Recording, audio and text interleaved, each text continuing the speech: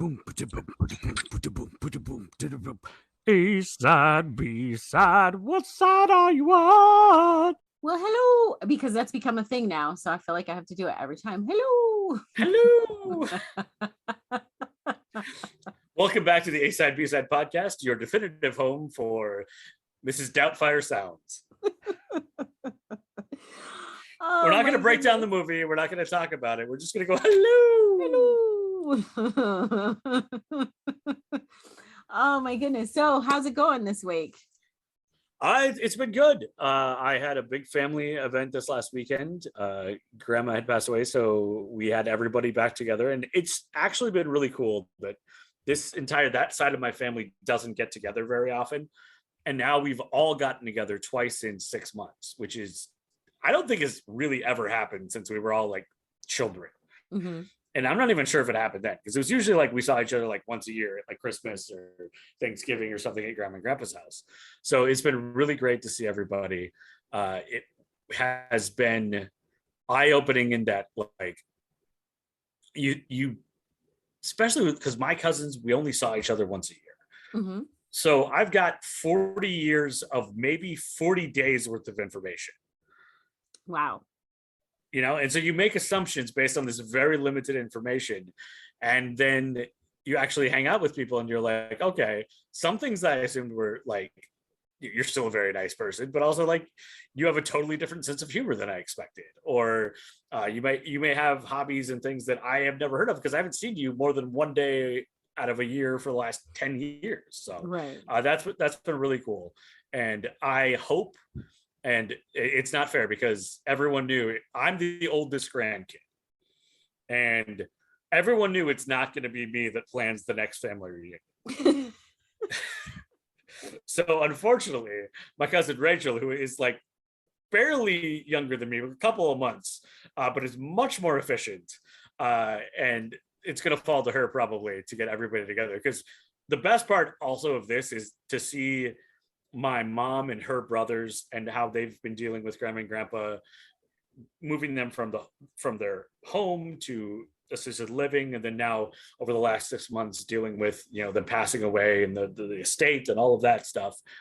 And just seeing all three of those, my mom and her two brothers, Tim and Paul, you could see a weight was lifted off their shoulders, which was so cool to see. And I know that it's one of those things where you never want someone to pass away, but I was very lucky in that I also had, like, my grandparents were married for 75 years. Wow, that's amazing.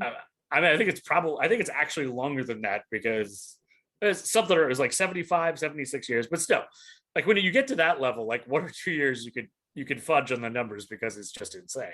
Right. And they lived amazing lives. They both were ready to go when they went. It wasn't traumatic. It wasn't a long time of pain. They were ready to go when they went.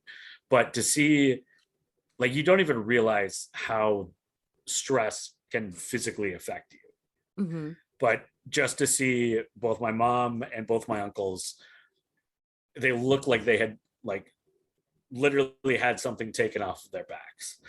They were lighter, and that was really cool. But also, because of that, they've also decided they're not going to plan anything else.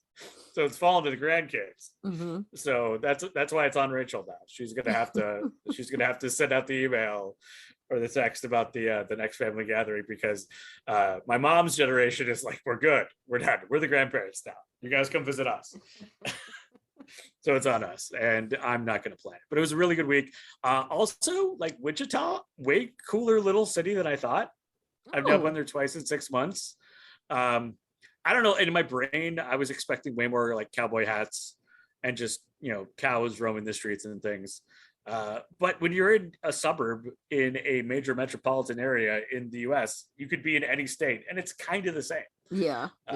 Which was a fun thing to learn. Casey General Store does not sell hats or shirts in their locations, which was very much bummed me out, because my grandfather's last name was Casey, and I've always wanted like a Casey General Store hat or T-shirt or something. Did you look online yet? They have an entire thing online, but it's like it's like trendy fashion. Like you could get it in, like I could just dress in Casey gear for like weeks if I bought everything.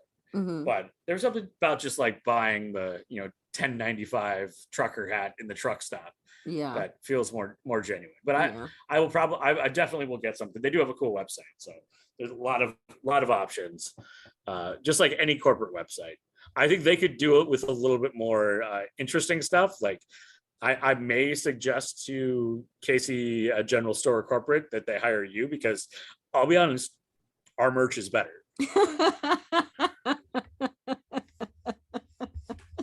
Oh my gosh. Oh, I've been thinking it's probably time for some new merch. Well, yeah, we got to do some stuff for the fall, maybe like a flannel. Oh, a flannel. Right? We're both in the Midwest now. Like that's true. That's true.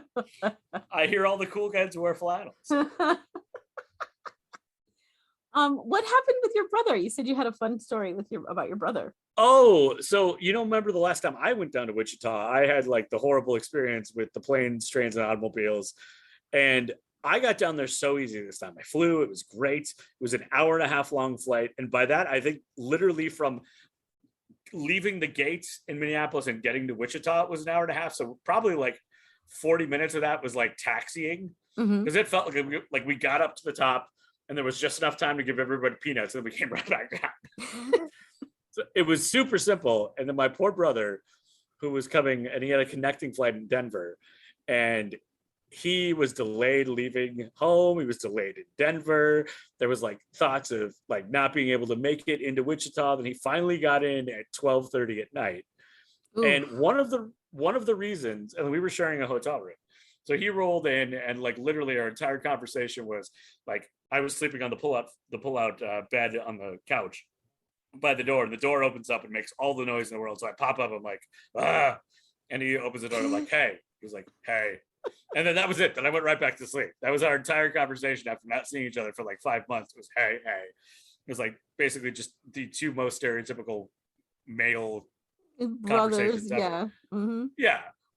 But my poor brother, and literally anyone that has ever slept in remote proximity to me, I snore like a dragon is being strangled by a chainsaw.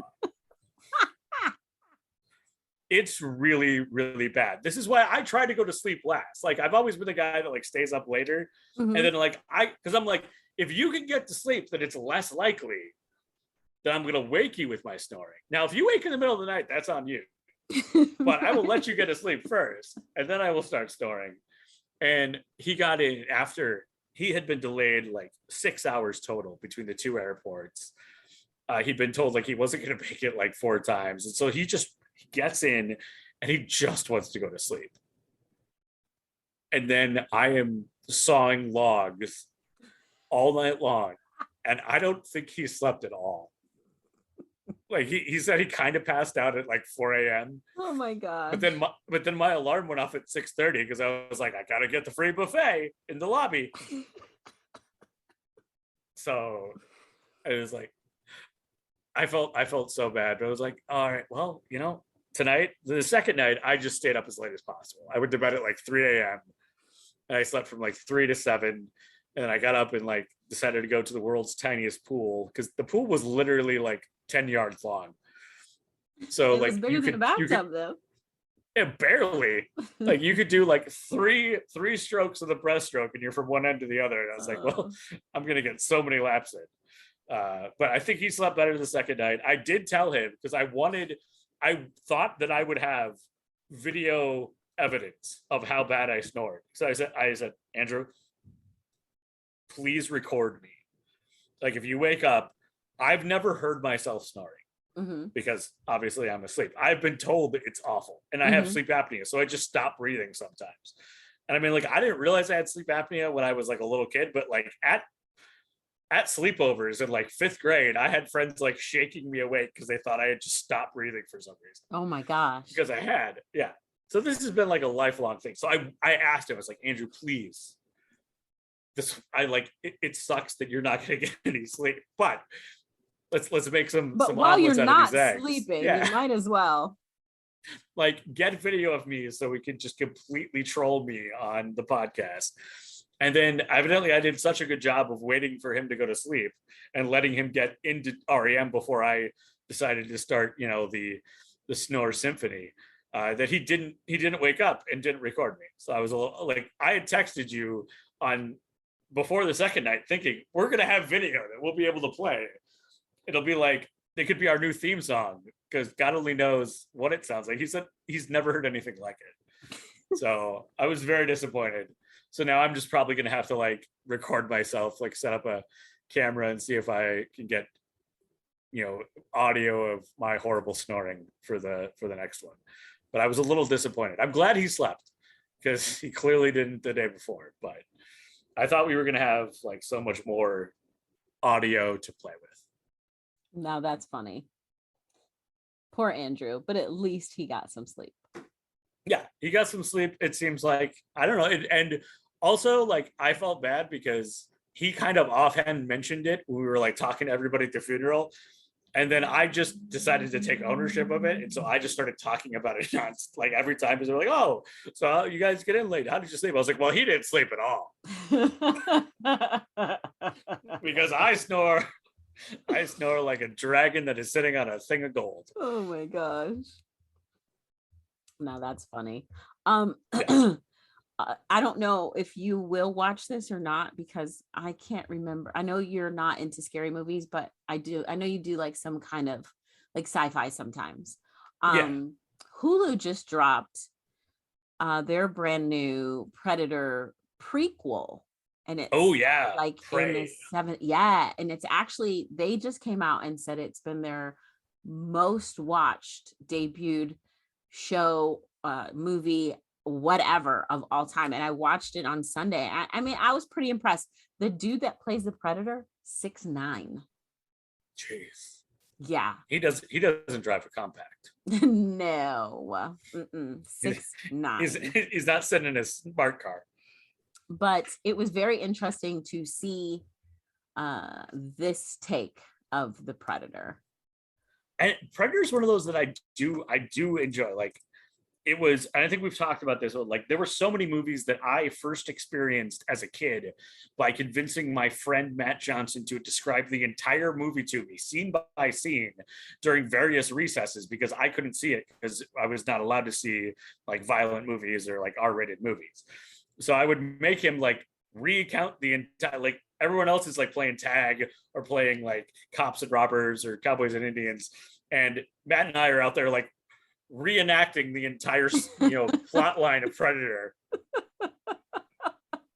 And he was so good. Like, he works for the government now and he's really great at his job, but he kind of missed his calling at being just like a storyteller, because he did such a great job.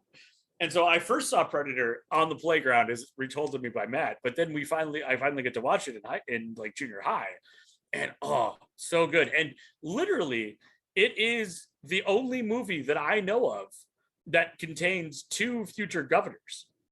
Oh, okay. Arnold and Jesse the Body Ventura, who was the governor of Minnesota. Oh, that's right. And they were in the same one. Mm-hmm. Because there's been several, because Arnold was the star of the first one, and then Danny Glover Danny was in the second one.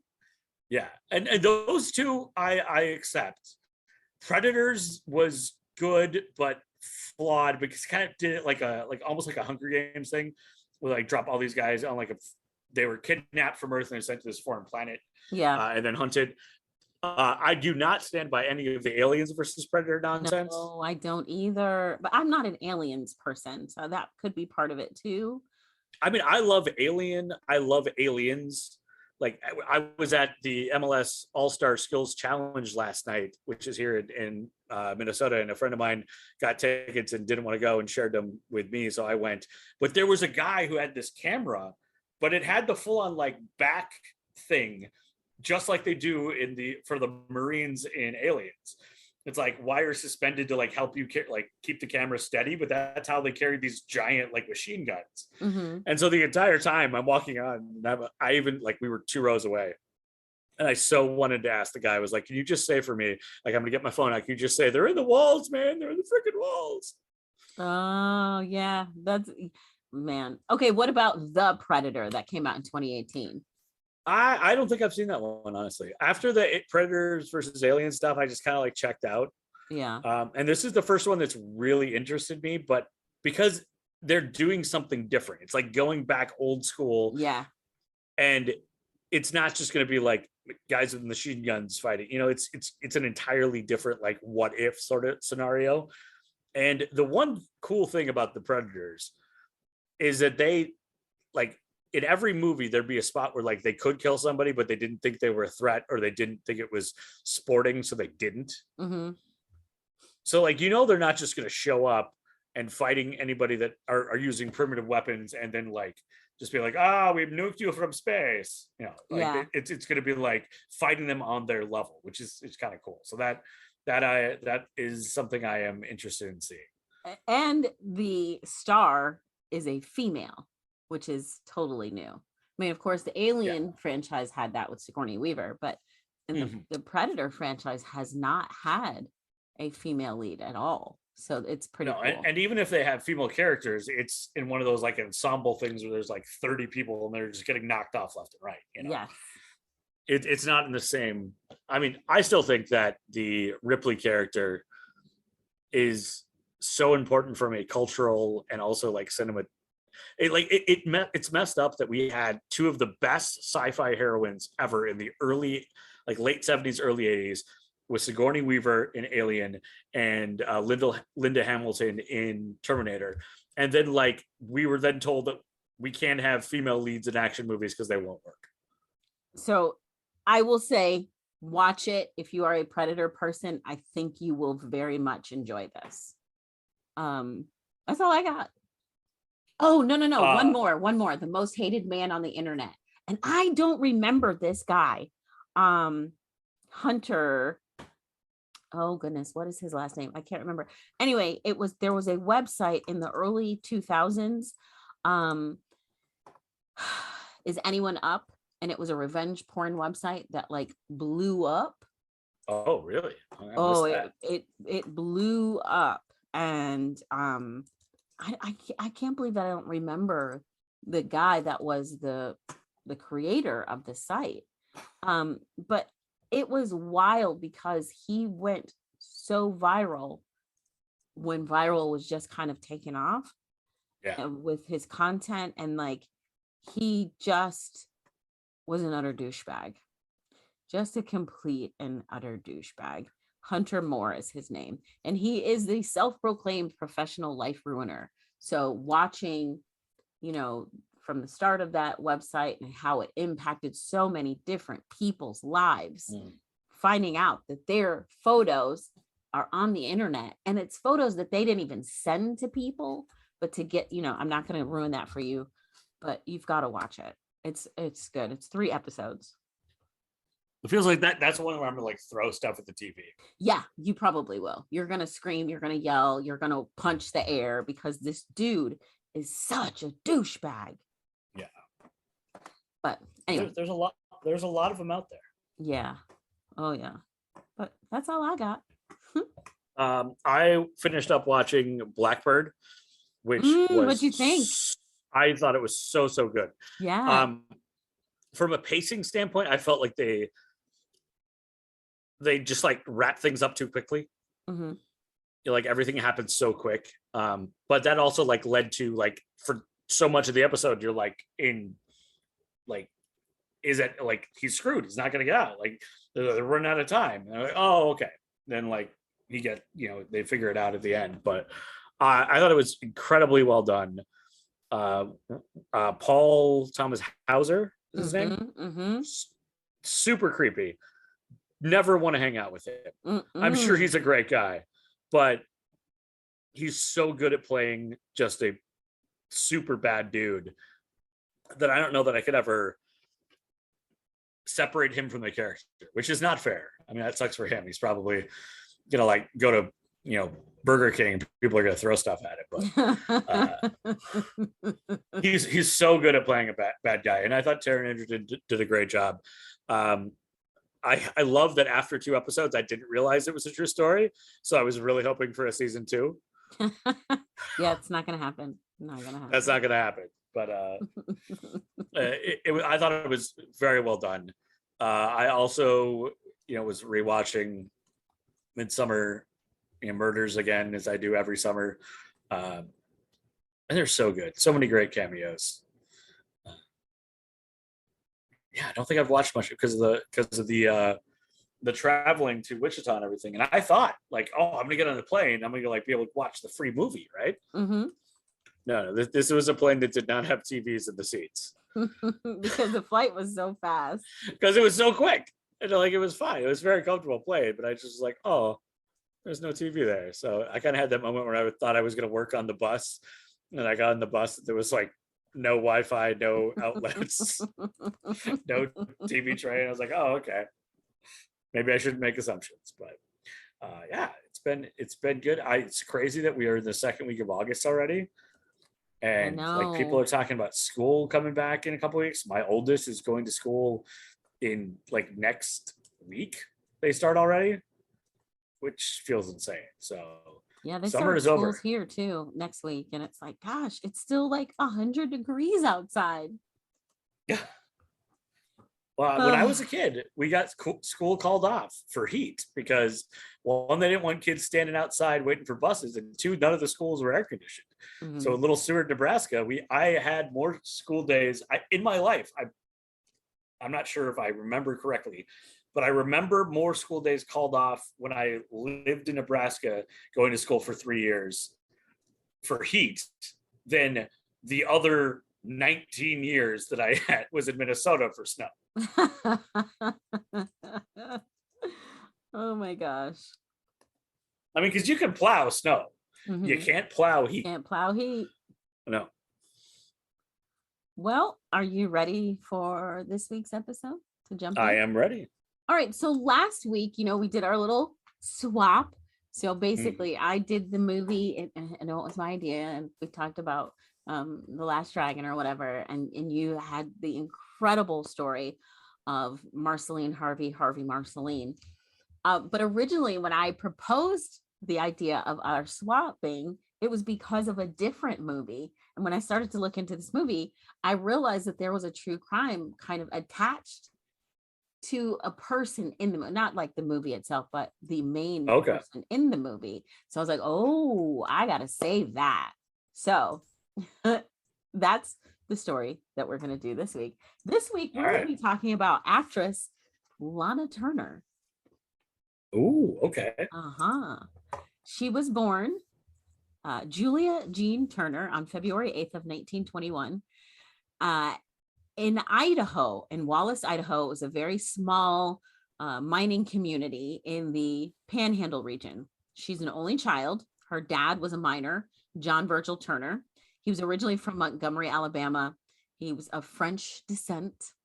Her mom was A Mildred. long ways to go. Like I Montgomery, know. Alabama to Idaho. Gee whiz. I know. Mildred Frances Cohen was from Lamar, Arkansas. That was her mom, and her mom was of English, Scottish, and Irish ancestry. So her mother, Mildred, was almost 17 years old when she gave birth to Lana. She was 4 days shy of 17 when she gave birth to Lana.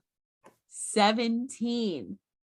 Their parents met for the first time, or her parents met for the first time, while Mildred was 14 years old. Her dad was a mine inspector in Oklahoma with her father, who was inspecting local mines there. John, her dad, Lana's dad, was 24 years old. Let me say that again to you. Her dad was 24 years old when he met her mom, who was 14. Times are definitely different. Yeah, that was that evidently was acceptable at the time.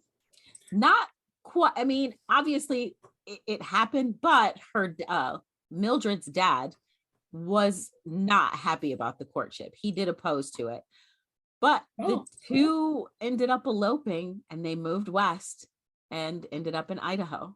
At 14, she eloped. Yeah, I don't think that's called eloping anymore. It's called an Amber Alert. That's why I say times are definitely, definitely different. Yeah. So we're going to fast forward to Lana being discovered. So Lana is a gorgeous, she's beautiful. She's obviously, I feel like, is Idaho considered Midwest? Because I feel like a lot of the early stars were like Midwestern. I mean, I feel like Idaho's more plainsy, but Oh, okay. yeah, Okay. like the upper, like almost northwest. Mm-hmm. Mm-hmm. Because you're like right next to Washington at that point. So there's some kind of myths around Lana Turner's discovery, because one version of her discovery story states that she was at a Schwab's pharmacy, um, and but that's not true. She was No. actually, by her account, she was a junior at Hollywood High School, and she had skipped typing class, and she went and bought a Coca-Cola at the Top Hat Malt Shop, which was on Sunset Boulevard. Mm-hmm. While she's at the shop, she's spotted by the publisher of the Hollywood Reporter. His name is William Wilkerson. He was like instantly drawn to her beauty and her physique. Plain Z, Midwestern girl, she's got some curves to her. Okay. Well, I mean, for like mental comparison, in the 1997 film L.A. Confidential, Mm-hmm. Lana Turner is played by Kim Basinger. There you go. There you go. So he asked her, hey, do you want to be in the movies? And so she says, I'll have to ask my mother first. Fair. It's a good answer. It is a good answer. She did get her mother's permission, and she was referred by William Wilkerson to Zeppo Marx. Of course, if you know anything about the Marx brothers, Zeppo Marx, he's the actor, he was a talent agent. Well, in 1936, Zeppo introduced Lana Turner to Mervyn LeRoy, who signed her to, get this, a whopping $50 a week contract with Warner Brothers. So I mean, that's, that would be something. almost $1,000 today. Yeah, I mean, it's definitely more than she was making in high school. Yeah. So soon she becomes, Mervyn takes her under his wing, and she changes her name legally to Lana Turner. So of course, Lana Turner becomes a big star. I mean, she's in several movies. And of course, the movie that brought her to my attention was a movie that is called Imitation of Life. This is a movie that my mom and I would watch all the time when I was growing up. So Lana Turner is in the 1959 remake. The original Imitation of Life is from 1934. We're going to get into that here in just a second. Just to show you that like Hollywood's been doing this remake thing for a long time. Yeah, this is nothing new at all. But like I mentioned, so Lana Turner, she becomes a pretty big deal. If you look at her IMDb page, she's in 60 different movies. She's in she stars with some of the bigger names. Sandra Dee, who was also a big name at the time. Of course, we know Olivia Newton-John, who just passed. They make a reference to Sandra Dee and her being like, innocent looking like Sandra Dee in Grease. So Sandra Dee was another big name at the time, and she stars in several different movies with her. She's also with John Forsythe, who John Forsythe from if you remember 80s movies. John Forsythe was in Dynasty, and several other big names. So anyway, long story short, she becomes like a big deal. Yeah, and she was one of the it girls of the time. Yes. Yes. All right. The reason that I couldn't do this story last week is what we're about to talk about. So Lana Turner in 1957, she begins shooting The Lady Takes a Flyer, as it's about a female pilot. She starts shooting this in the spring of 1957. Well, while she's on set, she starts getting phone calls and flowers from a gangster, a known mobster named Johnny Stompanato. He was going by the name Johnny Steele when he would call her or send the flowers, because he was a known mobster, and he didn't want to he figured that if she knew his real name, she wouldn't date him. Understandably. Alana claims she had no idea how Johnny actually got her phone number, but she later learned that he actually like collected phone numbers of Hollywood starlets. He had like Zsa Zsa Gabor's phone number and June Allison's phone number as well. So he's like the 1950s equivalent of the dude who's sliding into everybody's DMs. Yes. So that's him. Him sending flowers is him sliding into the DMs. Okay. Yeah. It was better at least, because at least you got flowers. That's true. So Johnny, it wasn't a dick pic. Thank gosh. So Johnny, like, he was aggressive in his pursuits of Lana. He's like calling her, sending her flowers, sending her gifts. So we would call it harassment. But if it's somebody you're interested in, you kind of are flattered by it. But if it's somebody you're not interested in, especially if you've been like, please stop, then yes, that is absolute harassment. Yeah. But Lana's like intrigued by Johnny Steele. And sounds like a secret agent. Johnny Steele, she's intrigued by his, very forthright approach. And they actually begin dating casually. Well, then a friend like tells her, hey, Lana, you know who that guy is? So she confronts Johnny and she tries to break it off. And he's not having it. He's like, no, you're not going anywhere. He's a mobster. They're not known for taking no. Exactly. Well, also the fact that he's a mobster and he's obviously very aggressive and is not easily deterred.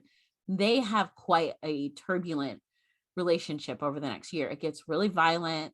There's arguments, there's abuse, there's breaking up, there's getting back together. Lana claims at one time that he drugged her and actually took photographs of her while she was unconscious. Yes, nude photographs of her, because he wanted to be able to use them as blackmail against her. Goodness. So in September of 1957, Johnny visits Lana in London, where she's filming another movie called Another Time, Another Place, co-star Sean Connery. Initially, their meeting was happy, just like always, and then they start fighting. Johnny starts to get jealous and suspicious because Lana is like, I don't want you on the set. They start fighting again. One fight was so violent that he ended up choking her. To avoid further confrontation, Lana and her makeup artist, Del Armstrong, call Scotland Yard, and they hatch a plan to have him removed from set and deported. Oh, damn. Yeah. Which, I mean, it's kind of funny, but anyway. I mean, that's a baller move to be like, sorry, I called Scotland Yard and you have to leave the country. So he gets wind of this plan to have him deported, and Heath shows up on set and he's waving around a gun and he's threatening her. He starts threatening Sean Connery. Sean Connery, you don't mess with Sean Connery. We know who he is. He's James Bond. Sean Connery ends up grabbing the gun out of Johnny Stompanado's hand, twisting his wrist, and it makes Johnny leave the set. Goodness. So Lana Turner and her makeup, Del Armstrong, they go back to the house that she was renting in London with two detectives from Scotland Yard. And that was actually where Johnny was staying with her as well. So Johnny, after having run off the set, of course, runs back to the house. The detectives are like, look, you got to leave. So they escort him out of the house. They take him to the airport and he boards the plane back to the US. So from September to March, they're on again, off again, on again, off again. Well, on the evening of March 26th of 1958, Lana Turner attends the Academy Awards to observe her nomination for Peyton Place, and she also presented the award for Best Supporting Actor. That year, the nominees were Vittorio De Sica for A Farewell to Arms, Sus Hayakawa for The Bridge Over the River Kwai, Arthur Kennedy for Peyton Place, which was Lana's movie, and Russ Tamblyn also for Peyton Place. And the winner was Red Buttons for Sayonara that year. In case you're wondering, I did my research. Yeah. Not an easy thing to do. I tried to do this last week. It's exhausting. So Johnny is pissed off because Lana did not ask him to attend the ceremony with her. He's not on the red carpet. They're not together. Now at this point, they've been together like a year, like I said, and it's been a very turbulent year. So he's just pissed off. So he's waiting for her when she gets back home, where he physically assaults her. Well, 8 days later, on Friday, April 4th, about 8 o'clock, Johnny goes back to Lana's house. She was renting a house in Beverly Hills. The two begin arguing again. It's a very heated argument in which Johnny threatens to kill Lana. Now, before we get into it any further, I need to backtrack because I failed here to give you some very vital information. There was a time when Lana was married. Lana was married and she had a daughter named Cheryl. Lana and Cheryl's father did not work out. Also, one other, since we're backtracking, Kim Basinger played Lynn Bracken, who was based off of Lana Turner in LA Confidential. But both actors portrayed Lana Turner and Johnny Stompanato in the movie as well. So, oh, okay. Yeah, they were like minor characters. Lynn Bracken, I believe, was a made-up character for that story, but was inspired by Lana Turner, in my understanding. Yeah. Okay. So Lana's husband was actually Joseph Steve Crane. They had met at a dinner party. They eloped to Vegas, whatever. Their marriage was actually annulled. And when their marriage was annulled, by the time their marriage was annulled, she was 4 months pregnant. Okay. All right. So she gives birth to a daughter named Cheryl on July 25th of 1943. Now let's get back to, not that was a minor detail, but it kind of, anyway. That's an important detail. It is an important detail. So I apologize. Okay. So we get back to the argument. So Johnny and Lana are arguing in her bedroom, and Cheryl hears this argument, and she hears Johnny threaten to kill her mother. So she, of course, reacts because she fears for her mother's life. So she'd been watching television. She goes in the kitchen and she grabs a knife and she runs into the room to defend her mother.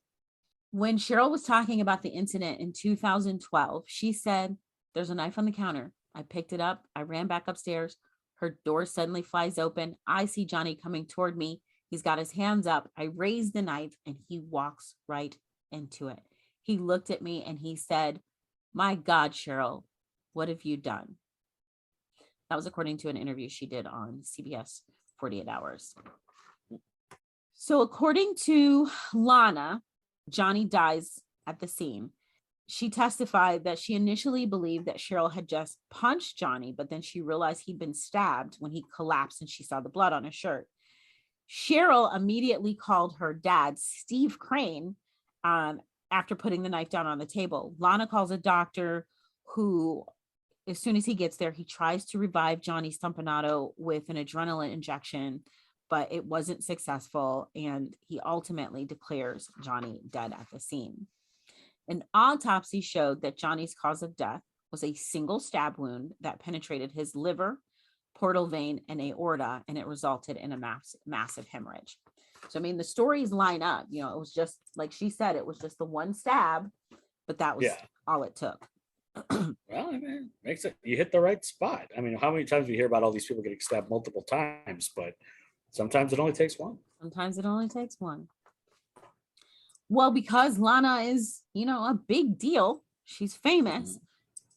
And the fact that this also involved her teenage daughter, the case is a media sensation.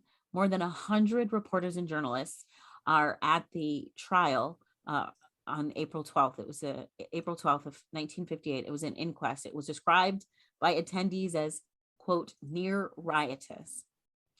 After 4 hours of testimony and approximately 25 minutes of deliberation, the jury found that it was a justifiable homicide.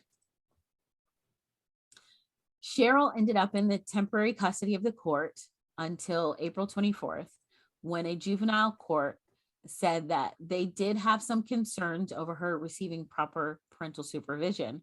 So she was released to the care of her grandmother, Mildred Turner. And she was ordered to regular visits with a psychiatrist alongside her mom and dad. So even though Lana, who was never charged, but her daughter was exonerated of any wrongdoing, the public, of course, had very mixed opinions on what happened. Shocking. A lot of publications felt that Lana's performance at the inquest was the performance of a lifetime. Life magazine even published a photo of her testifying in court, along with stills of her in the courtroom and like scenes from some of her movies. So they're like doing side by sides of her Oh, in the wow. courtroom with her movies. So that also is nothing new. Yeah, no, it sounds like this would have been brought, if it was now, we would have seen every single thing live on TV. So the scandal happened to coincide, almost like if Kris Jenner had planned this herself, coincide with the release of her movie, Another Time, Another Place. Unfortunately, it really did impact the success of the movie. It got really poor receipts, and the response of the people who saw it were just really lackluster. Johnny's family, they filed who are mobsters. Yes. They filed a wrongful death suit in the amount of $750,000. I mean, to be honest, if you kill a mobster and their reaction is to sue you instead of put a hit on you, I think you're winning. Probably. I mean, so, that says to me that even the family was like, "Yeah, that guy deserved it," but yeah, we're still gonna get paid. Yeah, we're still gonna milk this for all it's worth. So, they filed that wrongful death lawsuit against both Lana and Steve Crane, her ex-husband. In the lawsuit, Johnny Stampanato's son says that he actually thinks that it was Lana Turner that was responsible for the death, and she just let her daughter take the blame. That's a heck of a conspiracy theory. The suit was settled out of court in May of 1962 for $20,000, which today would be about $196, almost $200,000. Which I'm gonna point out, like, if this guy was that important to his mob family, $200,000 ain't gonna cut it. So that might have been like, we gave you the discount because you took care of our problem. There was a book written by Harold Robbins in 1962 that's called Where Love Has Gone. And there was also a film with the same name that was about the entire incident. Time magazine named the Stampinato death one of the crimes of the century in 2007, and it ranked it up there with the mysterious death of Marilyn Monroe from 1962 and the OJ trial from 94-95. That film that I mentioned, the Where the Love Has Gone, the film actually starred Susan Hayward and Bette Davis. Oh, that's a heck of a cast. There's the movie This Boy's Life. And in the movie This Boy's Life, the case is actually shown on the news on TV while Robert De Niro and Leonardo DiCaprio watch. It's inferring that Leo's character intends to do the same thing to defend his mom from an abusive husband. Oh, wow. So this all happened again in 1958. Well, in 1959, Lana accepts the role in the remake of Imitation of Life under the direction of Douglas Sirk. She portrays a struggling actress who has to make personal sacrifices for her career. She's a struggling actress and a single mom. Sounds a little bit familiar. Yeah. She actually did have a hard time during the making of this movie. She suffered a panic attack on the very first day. Her co-star, Juanita Moore, recalled that Lana Turner cried for 3 days after filming a scene in which Juanita Moore characters passes away. And again, you have to see this movie. She said when she returned to set, Her face was so swollen that she couldn't work. Imitation of Life was released in the spring of 1959, and it was actually among the year's biggest successes that year. And it was one of Lana's biggest successes. She actually receives 50% of the film's earning instead of a salary. So she earned more than $2 million in 1959. All right, Lana, well done. Exactly, right? Go Lana. The reviews, of course, about the movie were mixed. One person said Lana plays a character of changing moods, and her changes are remarkably effective as she blends love and understanding, sincerity, and ambition. The growth of maturity is reflected neatly in her distinguished portrayal. Some critics and audiences couldn't help noticing that the plots of Peyton Place and Imitation of Life seem to imitate parts of Lana's private life, which she said she found those comparisons pretty painful. Yeah. I mean, it's understandable that maybe having that life experience would make her portrayal of those characters even more powerful. Mm-hmm.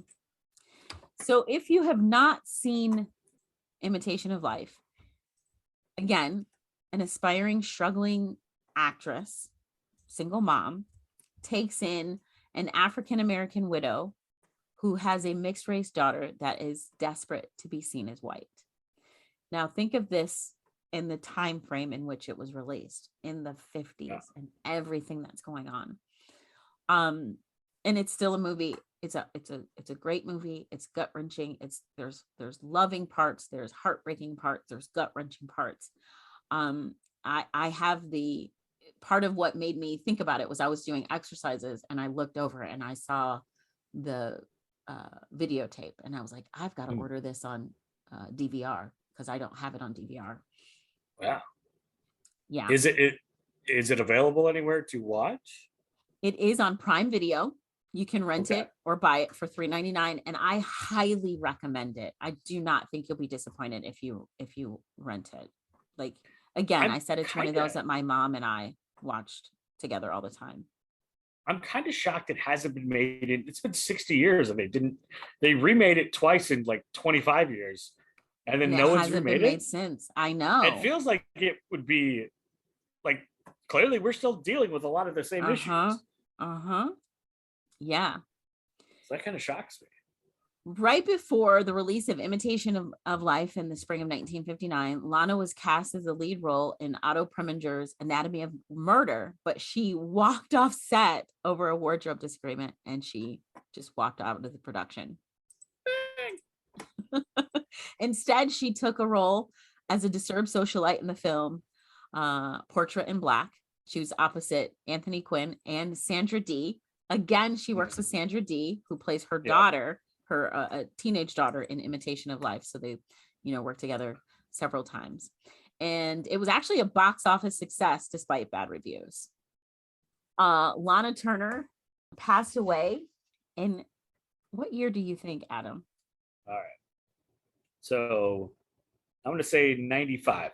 Good guess. Yes. Lana Turner passes away in 1995. She smoked and she drank most of her life. She was well preserved. She was very, very well preserved. She, in 1994, she made her final public appearance at a film festival in Spain to accept a Lifetime Achievement Award. She was actually confined to a wheelchair for most of the event, and she died 9 months later at the age of 74 on June 29th of 1995 from complications of cancer at her home in Los Angeles. Cheryl, her daughter, was by her side. Cheryl said that her death was a total shock as she had appeared to be in better health recently and had even completed 7 weeks of radiation therapy. Her remains were cremated and given to Cheryl. Multiple accounts say that Cheryl still has them. Some say she scattered them in the ocean. Some say she scattered them in various locations. Cheryl and her lifelong partner, Joyce Leroy, whom Lana accepted as a second daughter, inherited some of Lana's effects in her passing. Her estate in court was estimated to be about $1.7 million, and she left the majority of her estate to her maid, Carmen Lopez Cruz, who had been her companion for 45 years and her caregiver during the final stages of her illness. Cheryl actually challenged the will, and Carmen said that the majority of the estate was consumed by probate costs, legal fees, and medical expenses. Yeah. 74 is pretty young too. Yeah. Yeah. I'm sure when I was like 74, well, heck, 40 seemed old. But right now I'm 40, gonna be 42 coming up, and 74 doesn't seem like that far away. No, I know. I know you love the pop culture things, and we talked about a couple of movies and books, and you mentioned LA Confidential, but Lana's also referenced in songs by Nina Simone and Frank Sinatra. And she's actually the reason or the source of Lana Del Rey's stage name. Oh, really? That's kind of cool. Singer Lana Del Rey. She's got a star on the Hollywood Walk of Fame. And in 2012, Complex Magazine named her the 8th most infamous actress of all time. And there you have the life of the infamous and the crimes of the infamous Lana Turner. I love how we've had 2 consecutive weeks where I think I've seen every movie on earth. and you passionately tell me about a movie that I have never even heard of. I love it. That's awesome. Yeah. I mean, I'm probably going to end up rewatching LA Confidential tonight because that is one of my all-time favorites. Well, now you'll have a whole new perspective as you're watching it. Absolutely. I'm going to watch for this because I think Johnny Stompanato was just like a bit character in it, kind of in the background. It's like one of the thugs, but now I'm going to like have an entirely different understanding of who this dude is. That's awesome. I love it. But there you go. That is the A side. Oh, B side. That's the B side. That is the B side. We only switched for 1 week. I know. I'm trying to take over your side. There you go. That's the B side. If we can't do it for our moms. Huh? If we can't do it for our moms, then what? All right. So on the A side last week, well, we wasn't really the A side because I did. It was a swapped A side. On last episode, Brooke talked about The Last Dragon, which was a movie that I had never heard of, and I still have to find a way to watch. But one of the younger characters in the film was portrayed by Ernie Reyes, and I have loved Ernie Reyes since the moment I saw Teenage Mutant Ninja Turtles: The Secret of the Ooze in the theater. Who he plays Kino, the pizza delivery boy, who's also a ninja and helps out the turtles. And I was convinced this guy is going to be a giant star. So the very next movie that he was in, I was there opening night. And it is a movie that I have not thought about since, for years until last week. You mentioned Ernie Reyes was the show, and I started looking at his IMDb, and I was like, holy cow. This movie is absurd. It's terrible. I absolutely love it. And you can't watch it anywhere. It's not, you can't even rent it. Like, I literally have a DVD on the way that cost me $15. Someone's selling the VHS for $75. Whoa. And I thought about it. Whoa. So, of course, I am speaking of the 1993 American comedy. And this was like, I don't think that people realize how big a cultural change Karate Kid was. Because after Karate Kid, it was just like all ninjas for like 10 years. Yeah, it was. Like we had Teenage Mutant Ninja Turtles. We had 3 ninjas, and then 3 ninjas kicked back, where they just brought 3 entirely different children and didn't think we'd notice. And then there was like the third 3 ninjas, who was more kids you'd never seen before. That was kids these days. You guys got to see the same people in Harry Potter. We didn't get that luxury with 3 ninjas. And it was very disturbing. But another one that I absolutely loved was a screwball comedy that was action. It was a martial arts film. It was about family and also about surfing. The brilliantly titled Ooh. Surf Ninjas. All right. Came out in 1993. It was written by Dan Gordon, directed by Neil Israel, but I don't know that they really had to do much because everyone's just having a great time. It starred Ernie Reyes and Nicholas Cohen as brothers who are surfers, living the teenage surfer life in California until suddenly they're attacked by ninjas. And then a man shows up with a patch, an eye patch, and defends them and tells them that they are actually the long lost princes of an island nation called Patuzan. And they have to go back to dethrone the evil colonel who rules over the country, which can only be played in an 80s or 90s screwball comedy by Leslie Nielsen. One thing that I did not realize is that the character of Zatch, which really should just be called Patch because he's wearing an eye patch all the time, but Zatch is his name, was actually played by Ernie Reyes Sr. Oh. His dad. I didn't, like, all the years that I've watched this, I had never realized that was a thing. The Reyes family has been in Hollywood doing stunts and being stunt coordinators and stunt doubles for years and years. In fact, Ernie was Donatello's stunt double for the first Ninja Turtles movie, and that's how he got the role for the second. And then he was the stunt double for Donatello in that movie too. Oh, wow. It's like there was, like, obviously scenes they're together, he couldn't have done both the stunts, but in other scenes he was a stunt double. He was just this million-watt smile, super engaging, and I was convinced that there was going to be decades of Ernie Reyes martial arts movies, and the only one that he really got to star in, I mean, he's been in tons of stuff, but the only one that he really was the lead on was Surf Ninjas. So Surf Ninjas, these two surfer boys from California, realize that they have to go back to the island nation and stop an uprising. There's a great training montage at one point, but probably the thing that people will remember the most, besides Rob Schneider inexplicably playing a teenager when he's in his early 30s and having the world's worst, like, red tie-dye, like, hair job, it was not good, was the fact that the entire movie is bookended by the song Barbaran. Exactly.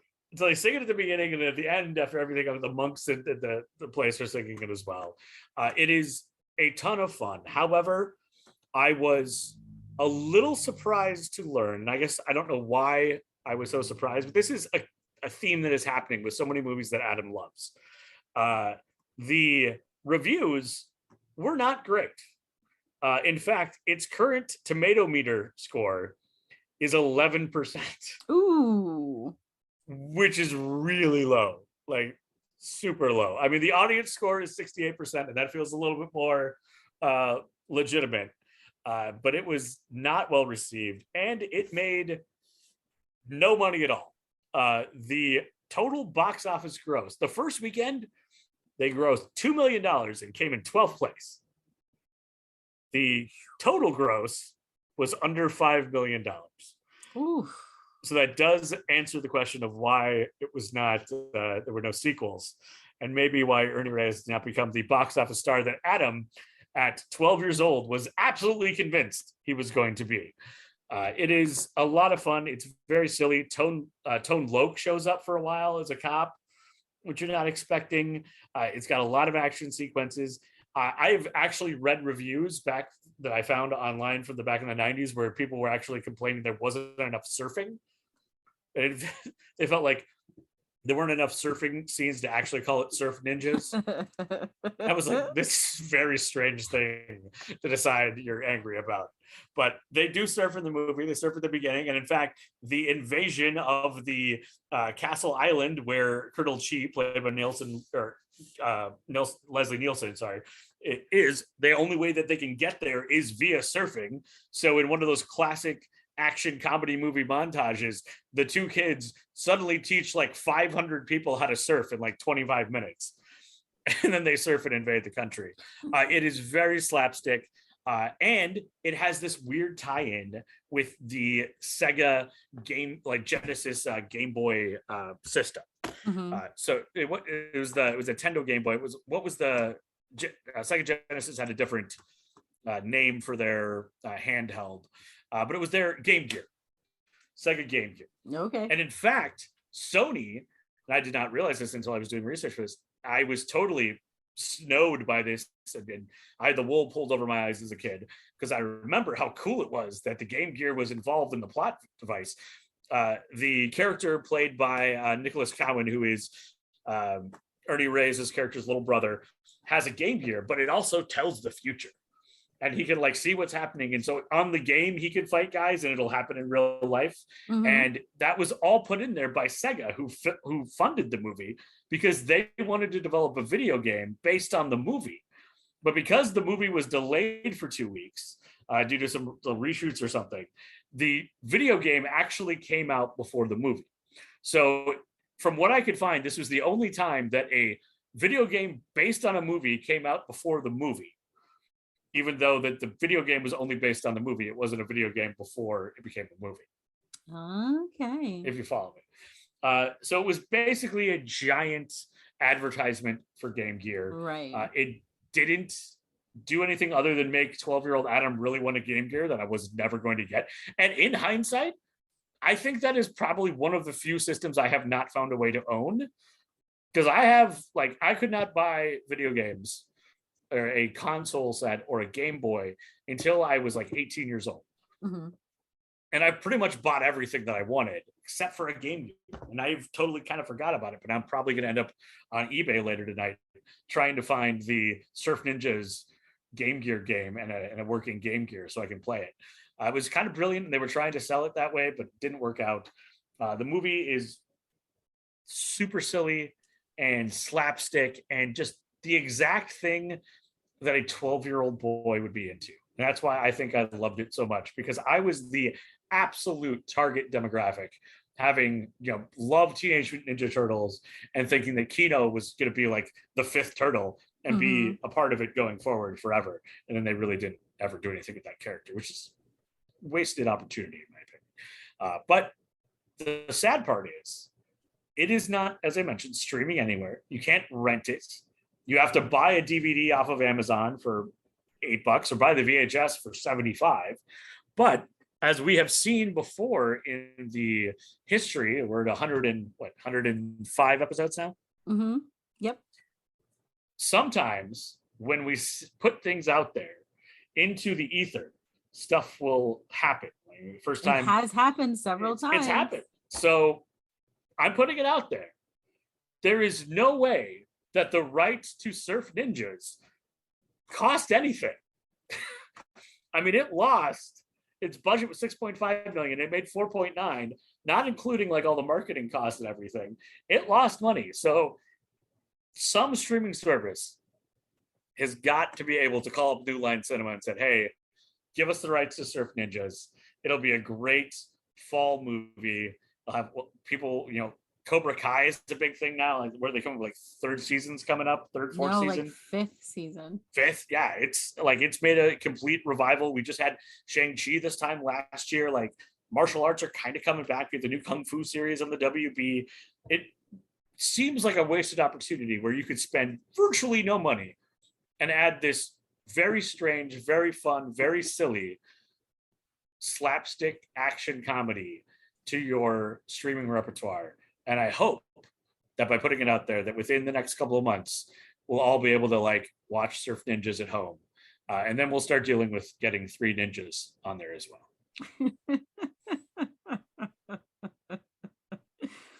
I'm so happy that I was able to help you. It was great. Find an A side.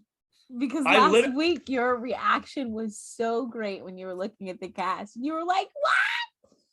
Ernie Reyes Jr. I love him. I do. There are a few people that I still to these days, we were just talking about LA Confidential and Guy Pearce, who plays Edmund Exley in LA Confidential. I thought he was going to win a dozen Oscars by the time he was done. And he's had some great roles, but he never really had that leading man career. And there's a couple times you're just like, why did this work? It makes so much sense. So I'm glad this reminded me of that. I'm totally disappointed. Like the whole thing started because I was like, dude, I want to watch Surf Ninjas. And then I could not find it anywhere. And I was like, all right, we're going to fix this. We're going to put it in the ether because I want to be able to watch Surf Ninjas before my DVD gets here. And I'm not buying that $75 VHS. Don't do it. I'm going to double check with you and see. Hey, VHS is the new vinyl, man. It's all the kids are putting their money in. Well, then I'm in good shape because I can still have quite a few. I do as well. Oh, that is the A side. Hopefully soon you'll be able to stream Surf Ninjas on your favorite device. If you find it at a garage sale on the DVD form or even the VHS, especially if you find the VHS, you buy that and you call me. Get it, snatch it up right then. Snatch that up and we'll just deal with it later. Adam will Venmo you, Cash App you, whatever it takes. Absolutely. Like I'll hop on a bus trip to come pick it up. Oh man. All right. So is that the A side? That is the A side. Surf Ninjas is amazing. Ernie Reyes did not get enough publicity, and Leslie Nielsen is the king of physical comedy and always will be. Also, like Kelly Hu, as a very young Kelly Hu, was the princess that he's been betrothed to, which I totally forgot about as well. But it's really interesting cast. Somehow it makes it work, even with Rob Schneider as a 30-year-old playing a high school kid. So oh my god, totally fun. And if you like action comedies, if you like kung fu movies, they also, of course, do the van surfing, car surfing in this case, but that connects with Teen Wolf, which we've talked about before as well. Yes. So it's all connected in the A side universe. Well, and you mentioned that Eddie Reyes Jr. and his dad played Zach in Surf Ninjas, and I was like looking up the two of them. They've actually appeared in a couple of movies together because they were actually in a movie called Money Fight together, and he plays apparently his dad again. And Money Fight is like Maria Conchita Alonso, Ving Rhames, George Takei. Oh wow. Yeah. I mean, Eddie Reyes Jr. even like he had a kickboxing career. Okay. He had 3 professional bouts. He was 3-0 with like 1 knockout, and over the span of like 7 years, it was like, I don't know if he just really disliked these 3 people, and that's why he's like, I'm gonna fight you professionally, because he was winning every time. So it's like, do you really want to do this, or do you just dislike these guys? He pulled a Jake Paul and was like fighting them all, and then he's like, all right, I'm good. It's like, I came here to do what I wanted to do. I was gonna, kick ass and chew bubble gum, and I'm all out of bubble gum. I'm all out of bubble gum, baby. I mean, he's had an amazing career, just like stunts in Avatar, Alice in Wonderland, like every TV show that you could think of, NCIS Los Angeles, The Librarians. He was on an episode of Brooklyn Nine-Nine, which I'm gonna have to find, as like Bob number 2. He had in some show called The Next Kill, which doesn't even have a hyperlink to its own page, so no one saw that show. He was described, his character name was, this is probably the best, badass blue shirt wearing pizza loving surfer dude. So, pretty great. Oh man. All right, well, there you go. There it is. That's the A side. Thanks, Adam. Thank you, Brooke. Of course, you know the deal, the shindig, the bruja. Well, I guess bruja is not good because that's bad, but the brouhaha. You know what I'm saying. Like the secret of the ooze. Yes. The legend continues. The deal. The Kingdom of the Crystal Skull. I'm just mentioning more movies that Ernie Reyes is in. All right, so thank you for listening, and obviously you found us somehow, but if you wish to subscribe, go to our website, asidebsidepodcast.square.site. That will link you to every streaming service that you could possibly want. I recommend following us on all of them and subscribing, because then you're guaranteed to never miss an episode, because you're going to get like 7 alerts, and everybody loves little pop-ups on their phone. While you're at the website, you can also check out our merch. We're probably going to get some new merch soon, probably like a flannel, one of those crazy like deer stalker hats, with the flannel and the big ears that come down. I'm hoping for a cape. we'll see. It's all in the A cape? You want a brainstorm. cape, huh? Yeah, we'll get a cape. I suggested the shower curtain, and somehow that happened. So That's true. and I still haven't had the guts to buy one and put it up in my bathroom. If you have any semblance of understanding for humanity, and you know what Brooke has to go through every time she edits all of this, you can buy her a coffee at buymeacoffee.com, A Side B Side Podcast. Search us out there, and tell your friends. Tell us about stories. What is your favorite ninja movie? Hit us up on all the socials, and we'll just keep doing this until somebody tells us to stop. So Please don't tell us to stop, because we actually really enjoy it. yeah. Also, like I don't listen. Yeah, that's true. That's true. We've learned that. That's a known thing. It's like when you take the card and they're like, "Oh yeah, this is a known problem for this model." I'm like, "Yeah, this one doesn't listen." All right, there you go. That is episode 105. Thanks, Adam. Thank you, Brooke.